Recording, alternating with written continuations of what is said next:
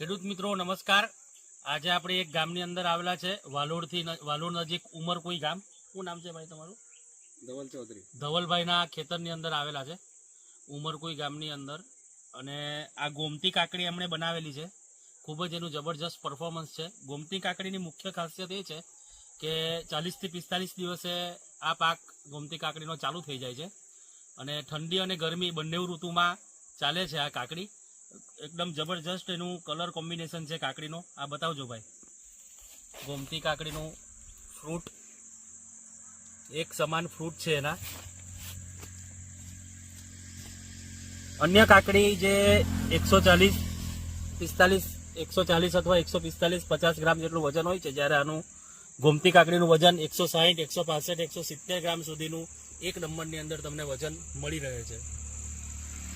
અને 120 દિવસ સુધી એટલે કે 4 મહિના 120 દિવસ સુધી એટલે કે 4 મહિના સુધી આ ગોમતી કાકડીને તમે ચલાવી શકો છો ખેતરની અંદર।